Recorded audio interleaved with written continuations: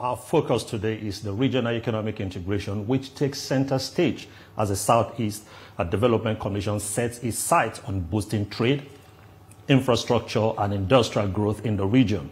And the Southeast Development Commission has reaffirmed its commitment to regional economic integration, making it a top priority for sustainable development. Officials say the Commission is rolling out strategic initiatives to enhance cross-border trade, improve transportation networks, and strengthen industries across the region. And the goal is to create a self-sustaining economy by fostering collaboration among states, improving infrastructure, and promoting investment in key sectors. Experts believe that the Southeast region has untapped economic potential with improved trade corridors, upgraded roads, and better energy supply. Businesses can thrive, creating more jobs and boosting productivity.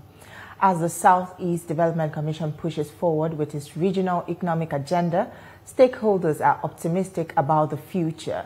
The question now is whether these plans will translate into tangible benefits for businesses and residents alike.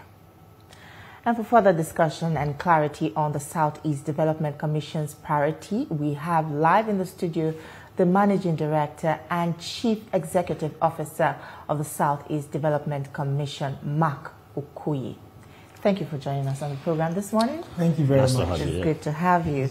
Well, as the Managing Director of the Southeast Development Commission, what are your priorities? What are the priorities of the Commission in the region that has been devastated by, a lot of unrest and political turmoil?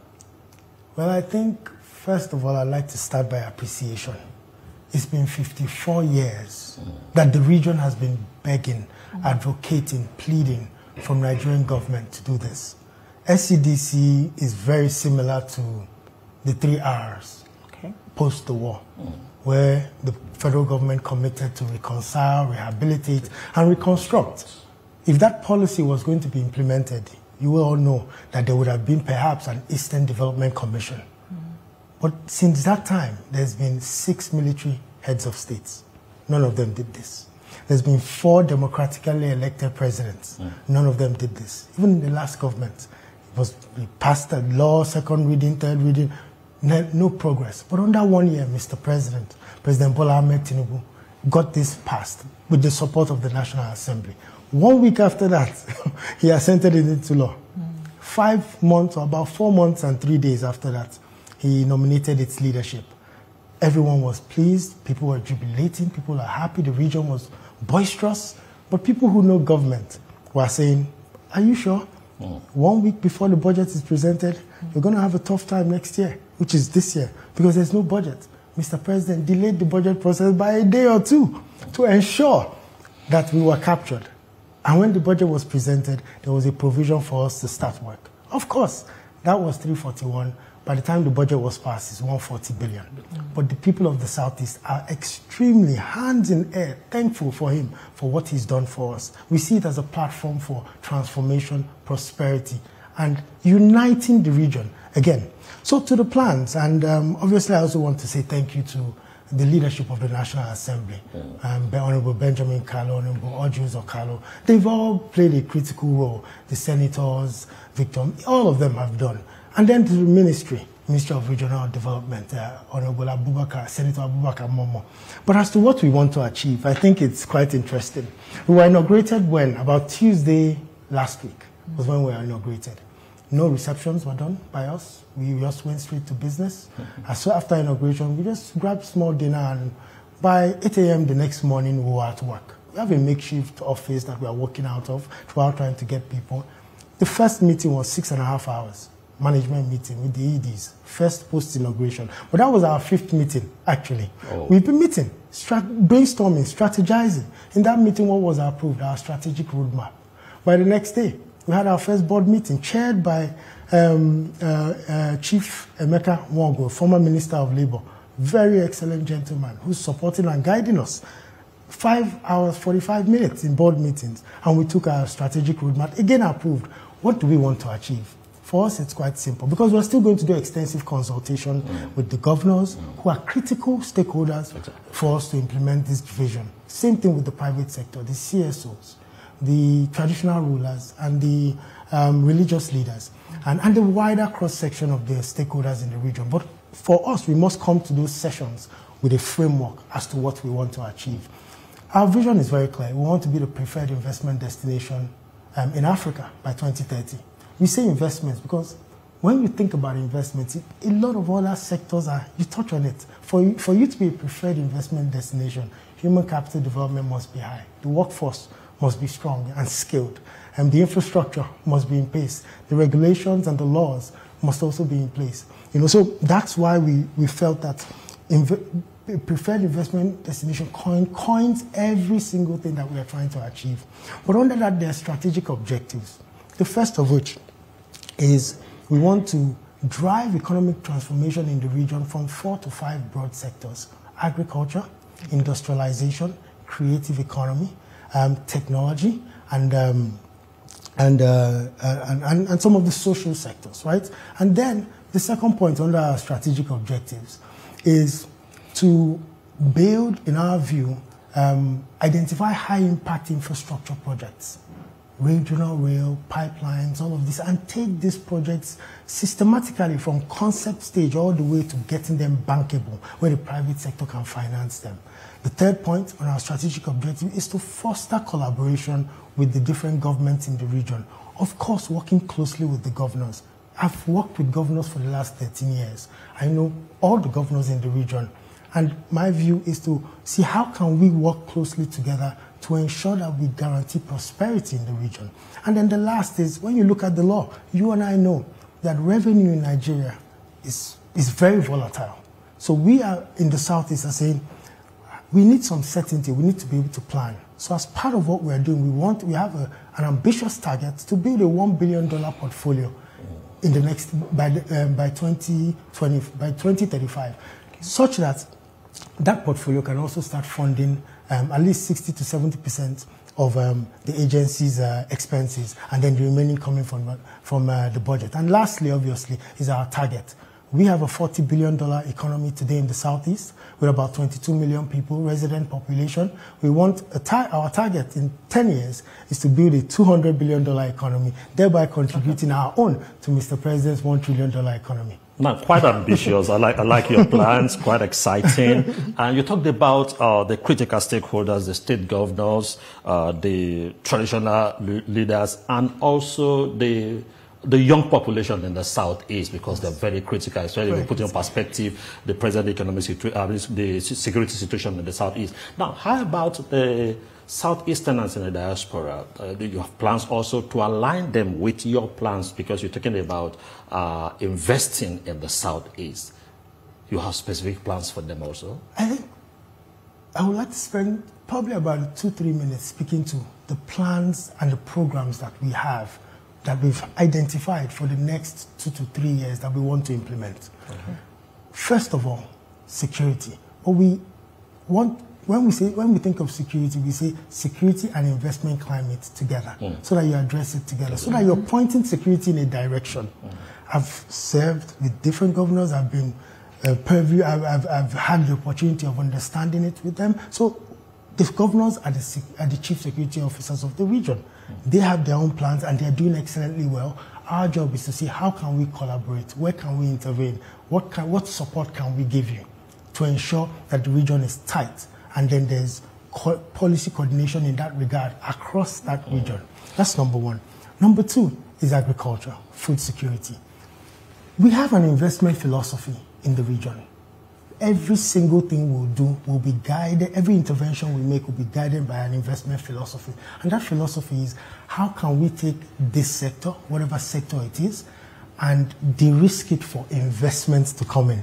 So if we think of agriculture, there's so many ways and areas to invest in agriculture. But in my last job, I can tell you, for everybody in the Southeast that has $1 billion, they spend 65% of that $1 billion on infrastructure, land clearing, roads, drawing power, building water, internal security. And it's only 40% or so that is spent on the factory and the working capital. You can never, ever be competitive this way. It's impossible. So what are we doing as SCDC? We want to just go for heavy, intensive land development across the agrarian areas. We should feed ourselves, and we should also contribute our bit. But what you would notice about us and the way we want to work is while we are doing all these investments in infrastructure, there is a marketing arm that is speaking to Nigerians globally, that is speaking to Nigerians in country to bring in their investment, to take it on and make that sector sustainable. We want market-driven growth and not government. We just want to catalyze. So if you take that model, we are doing the same thing. We want to do the same thing with industrial parks. The last time industrial parks were built in the region was in the 60s under Emeagwali. A few. But the beautiful thing is that now all the different state governments have their own different projects that they're working on. We want to see how we can support those projects. Because if you have a region where people are building industries in villages, what that tells you is that there is high pent-up demand for industrial infrastructure. So we want to go, get a 50 hectare of land, working with the state governments, put in 5-7 kilometers of internal roads, draw power, and tell our people and other investors around the world and around Nigeria that they can come and bring their investment in. All of these different things. So this is the same idea even in housing development, market-driven.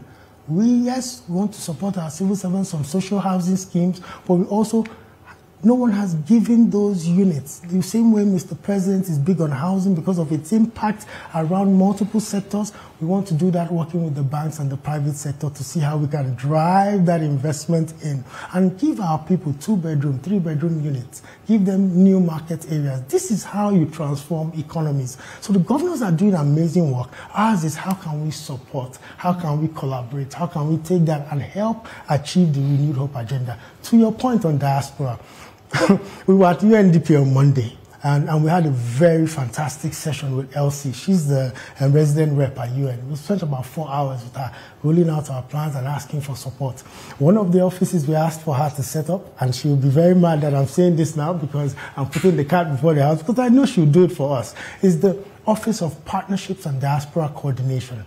Because I think for us, with $20 billion to $25 billion coming in, back of the envelope analysis, we think about $7 billion of that is coming to the region. But it's going into building churches, which is not so bad. It's going into paying school fees. It's going into buying land, and then you realize that the land has been stolen or someone in the village has duped you.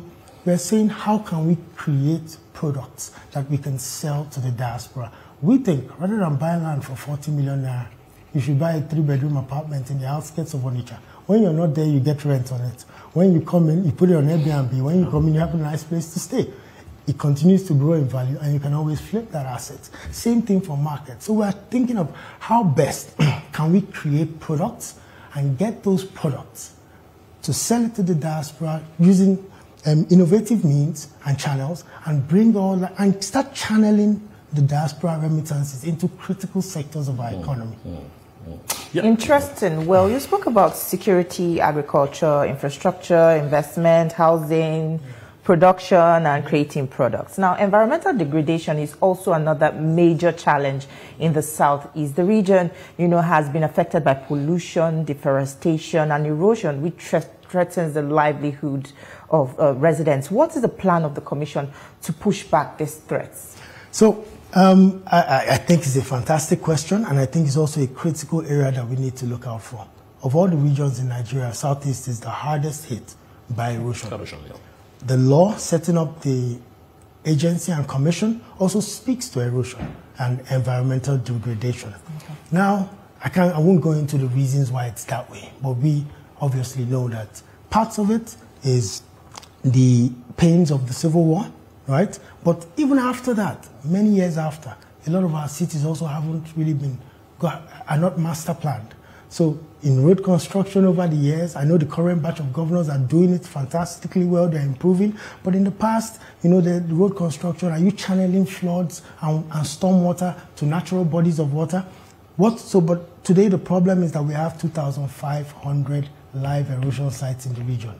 If you take the one in my village and you want to fix it, it will take you roughly around 10 billion naira to fix it, right?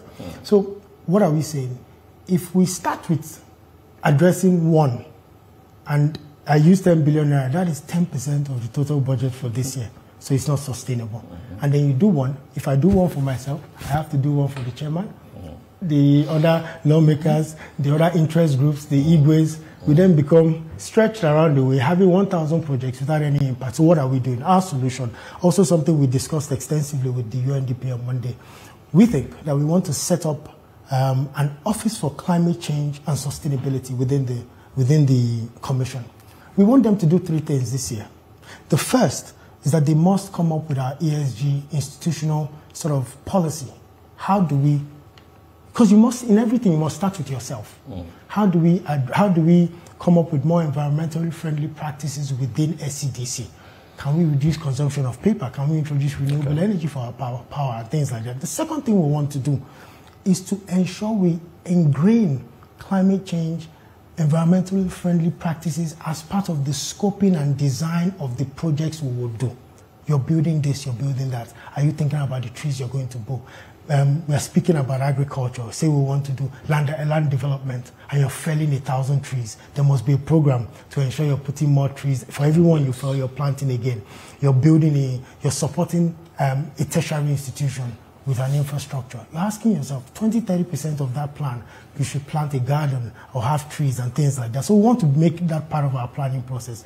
The third thing we want to do is to take stock and do a baseline on all these erosion issues and ensure we have a catalog of them, we have their designs, and then work closely with the DFIs to get a funding program that addresses it. That's where you would see $1, $2, $3 billion program, social program that is for remediation, for prevention, for improved practices. And then also through our agriculture policy, the kind of cash crops we'll be planting will be ones that hold the soil and make it much stronger, because also the soil composition in the region is a bit problematic. So this is how we're thinking. We probably will not see us making investments in erosion this year, but we want to do the planning such that we can go to COP, we can go to UNGA and solicit for increased funding to support us in that regard. Okay, I like the fact that you just highlighted one thing, that prioritizing what you want to achieve or what you want to do over time.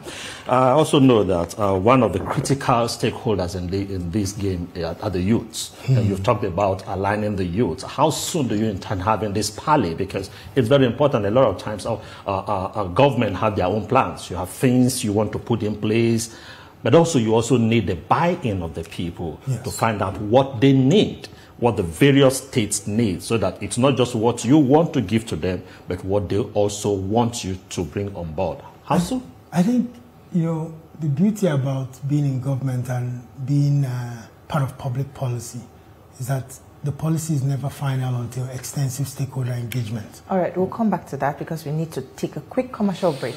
We're glad to have you back. We're still live in our Abuja studio, and this is TVC Breakfast. We'll be speaking with the Managing Director of the Southeast Development Commission, Mark Okoye.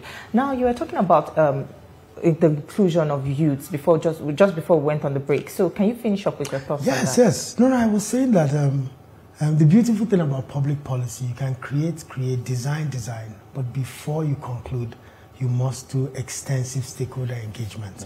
Even for us, for the next 2-3 weeks, that's all we're going to be doing.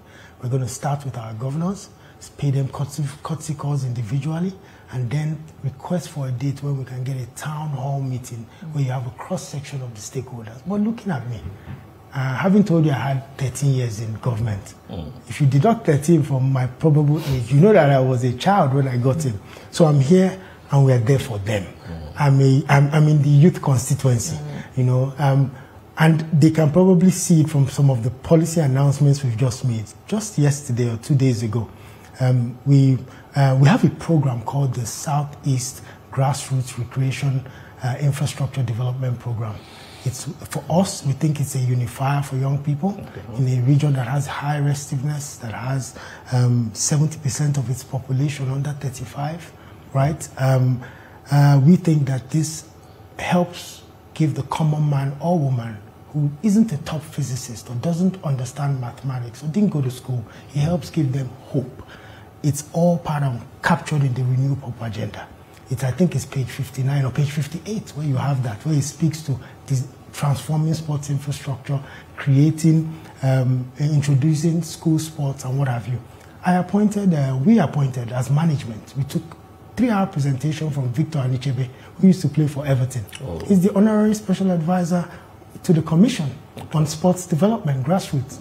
He came in, and what we want to do in that is a full-on extensive program where we are building sports, starting with football and one or two other sports, because we want to prioritize, because there are limited resources. We want to build it from ground up, looking at what Spain has done, what Germany has done, introduce a footballing philosophy that we want to introduce to the region, support with the right infrastructure and coaching, build the right affiliations between schools in the UK who have sports education and schools in our region, and also then train as many coaches. He said actually from all his research that he wants to imprint the Dutch football philosophy into what we are doing. But that's just one area for the youth. The second is vocational education. We've thought deeply about it, and we are saying, why is it that we continue to import people from Lome and all these other countries to come and do the bare minimum work? What is it about their structure? Is it the certification and recertification? Is it the training? Is it we want to send a team out there to go and learn, come back, and implement some of those ideas? Thirdly is technology. We know, and you know, for anyone who's in the tech space, you know that the region contributes its fair share into the ideas of coders and programmers. But what happens? There isn't any funding, there isn't any sort of pool of funds that can allow a young person, 14, 15, 20, 21, ideate, take that idea to concepts, take that concept to minimum viable product and take it to a going concern, a full-on startup. So we're working with the private sector, we're pulling everybody. Tony Lumedi is going to help us. Yeah. Everyone is going to help. We're reaching out to VFD Group. We're reaching out to everybody who's in the region or has some attachment to the region or is just passionate about Nigeria. Olumide Shoyobo of Votron Capital. We're going to call all of them back and say, see, we need to create a venture capital program so that we can take some of the best and brightest ideas. Technology should be disrupting on the HMA market and area markets in Abia. Technology should be transforming insurance in the region. It should be transforming financial services. It should be transforming education, healthcare, agriculture, and all of these sectors. But it can only do so when you catalyze the accelerators, the incubators, the financing, so that these guys can have hope. For me, the entire management team at SCDC has read the Renewed Hope Agenda 3 times. Everything I'm saying here, we know the exact clause, the exact page that it is mapped to. We're not doing programs in isolation. I'm from a budget and planning standpoint. That's all I did for 8 years under one of the governors. I worked for Governor Willie Obiano. So my view is you must latch on to something. So we read that document and I was saying, of all the wonderful things that Mr. President has promised Nigerians, which ones are we going to steal from? Align our programs to and bring hope to the region. Why are we doing that?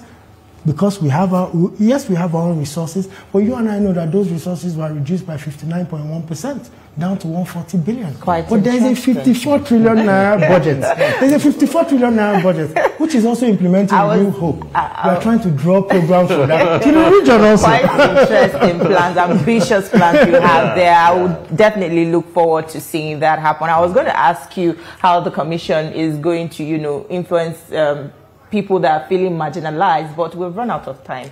No, but I need to say something. No, we've run out of time. We'll find a better time to do that. Of course. There are a number of projects that are very critical to the region because we have our guys and we've done a lot of assessments and we're seeing that the region, online, what they want, what they're clamoring for is regional rail. Well, and Mr. President has promised it. So we're working closely on that. Thank you so much for your time with us on the program, Mark Okoye. It was good listening to you. Thank you. Well, that's our package from here in Abuja. It's back to you in Lagos, Veronica and Ibrahim.